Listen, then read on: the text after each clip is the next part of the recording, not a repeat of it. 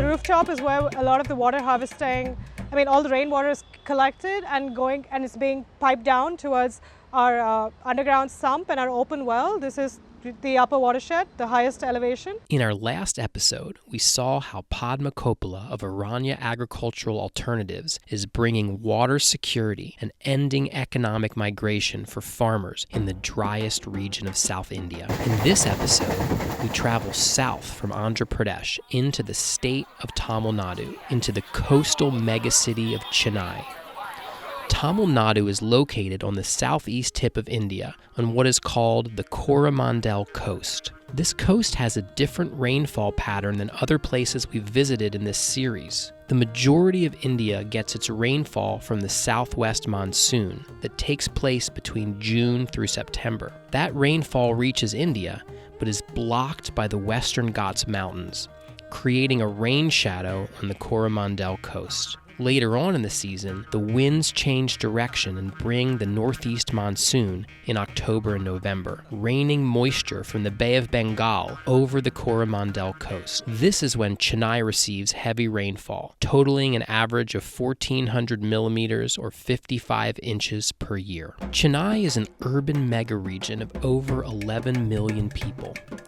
Its primary water supply is from a series of rain-fed lakes located within and adjacent to the city. Looking at Chennai's water in economic terms, Chennai basically lives paycheck to paycheck without a lot of savings, meaning these lakes fill up with the monsoon rains and supply water to the city and help recharge local bore wells. But there's no big water supply buffer for when the northeast monsoon fails, meaning that every year the city is only one poor monsoon season away from scarcity. And for 3 years between 2017 and 2019, the rains did fail, and these lakes dried up as the seasons progressed, until in the summer of 2019, the city hit a breaking point. India's sixth biggest city is within an inch of 0 day.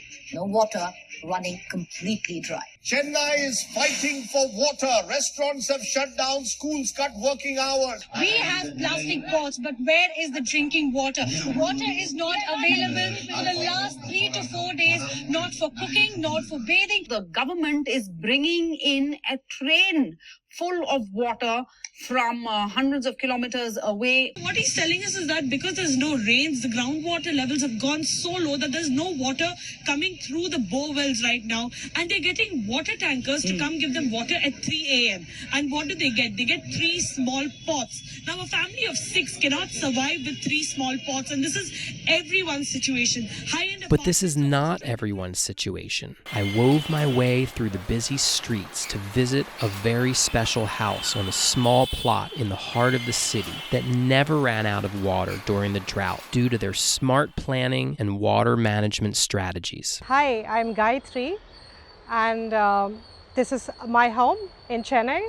I live with my parents and we live in the central part of Chennai. You're in my rooftop garden, which has slowly grown and grown. We've had this garden now for close to 30 years and I have a lot of plants here. So definitely the other aspect is to create a nice microclimate because summers can be intense. It's a microclimate not just for the humans, it's also for the insects and the birds. The rooftop is where a lot of the water harvesting, all the rainwater is collected and it's being piped down towards our underground sump and our open well. This is the upper watershed, the highest elevation. We had these massive rains, kind of like the floods that happened in 2015 December. And then we had the cyclone that happened in 2016. And after that, 3 years, I don't think our monsoons have been good. Chennai's been a water scarce city for many years. We've had water issues because we've mismanaged our water resources for very many years. But this year did get far more acute in the summer. The city water supply started dwindling. We didn't have much of it. And it was quite stressful because we had to depend just on our own bore well and our open well supply. In terms of the drought, so that's happened. Like we've been rainfall deficit. This year we've actually got some northeast rains, but they've still been lower than what it should be. But it was kind of relentless, those 3 years of not having enough rains. For example, my lemon tree died. A lot of the trees we're growing are native drought-resilient trees and cyclone-resistant trees because the Coromandel Coast is very much cyclone-prone area. So that's another thing that has to be built into this ecosystem.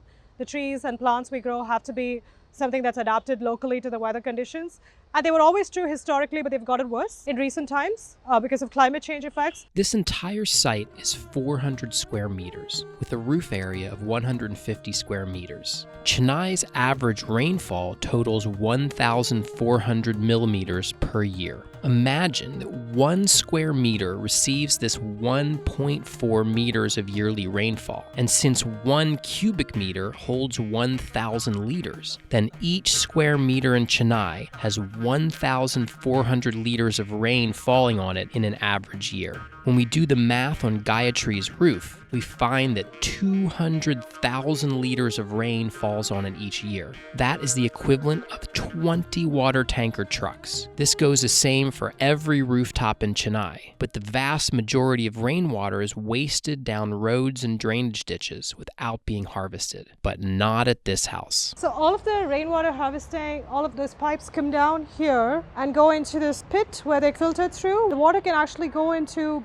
2 sumps or underground water tanks, and then the excess goes to the well. So this is one of the underground sumps, and this is the second one. This one is around 12,000 liters, and that's the old one, which is around 4,000. We are getting water supply from the city also. It only comes at certain times. There's a time supply that the city supplies on alternate days. That's what this is pumping, the water line that comes from up there. There's a water meter in front. And one of the reasons we built this, and this has just got built in October this year, was because when we had good rain, so even a decent shower, this would fill up very quickly, the 4,000 liters, and all the water would then go to the open well. And then the water level would come up, but then because everybody else is basically pumping water from deep bore wells, it would go down very quickly as compared to previous years. So we would not really be able to access the open well water for more than maybe 5 days. So it made more sense to be able to store more of our rainwater in actual tank than to just put it all in the open well. Both our neighbors also have wells. Every house in Chennai used to have a well, but those have run dry. And ours has never run dry in the 30 years. Even in the worst times when we've had like periods of extended water crises, there was always water you could see. Just the fact that our open well has never run dry is connected to the fact that we've always had trees. We have at least 20 trees in this very small space. Everything goes back into the soil, and I think that's maintained this water table. We've always had this number of trees. We've always reduced the amount of concrete surface, so we've had more soil and mulch that's drawing all the water. So what Gayathri is saying is that the presence of trees and soil that is rich in organic matter does a lot of work to hold moisture, like a giant sponge. So water slowly percolates through the ground to recharge the well. This is our open well, and it's easily 30 years old because it got dug when the house was built. It's never got dry. When we've had good monsoon rains, the water comes all the way such that I can touch it. So it's at the ground level. The water is kind of, like my mother says, the water is level there. Because we have clay soil, the water takes time to percolate, so we often have standing water in the garden. At the water level in that garden, the water level of the well will be kind of level. That's how much it gets filled. But that's, I think the last time I saw that happen was when the floods happened in December 2015. So it hasn't come up to that level in the past 3 years. One of the ways we hear the sound of rain, and then like maybe 20 minutes later, we'll hear the water flowing into the well because it's quite a drop, right? That's how we know. That's an additional sound always in our ears when it's raining. And we get quite excited about it. My mother's like, can you hear it? Can you hear it? It's raining. The well is filling. It's a good rain when we start hearing that. So far, we've seen how the water from the roof is being harvested and how the water falling on the soil is being soaked up. But there are even more surfaces that water is being harvested from, and those are the paved concrete walkways around the house. This water is not being wasted either, and there's an important structure they're using to collect every drop of water falling on the site to recharge the groundwater. We also made 3 more recharge wells, and we just wanted to make it close to the open well, and there's another one up front that's closer to our bore well because we have a bore well in front. Made sure that all the slopes are directed as much as possible with concrete towards that particular recharge point. It's basically a 20 feet deep cavity that's been filled with gravel, and it's a pipe with slits. They just went till they hit the sand, so the water is going to percolate really quickly when it comes into this area, and because it's quite close to the open well, the idea is it's going to recharge it much quicker than, say, clay soil would with all that mulch, because it does percolate more slowly through clay. Does the laundry stone, does that also go into that? So anything I wash there by hand, I make sure to use natural detergents there. I just like toss it into the garden, or I Now, pour it in. I know that for you it's obvious, but people like in the US would not understand the concept of a laundry stone. Okay. Do you want me to show how a laundry stone? I can do this.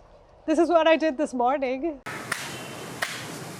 The problems of water scarcity in a city like Chennai and the many other water-scarce cities of the world are not insurmountable and are literally solvable at the home scale. As a great man once said, though the problems of the world are increasingly complex, the solutions remain embarrassingly simple. So whether you're in Chennai or Cape Town or Cairo, mega-city mega-droughts are within our power to fix.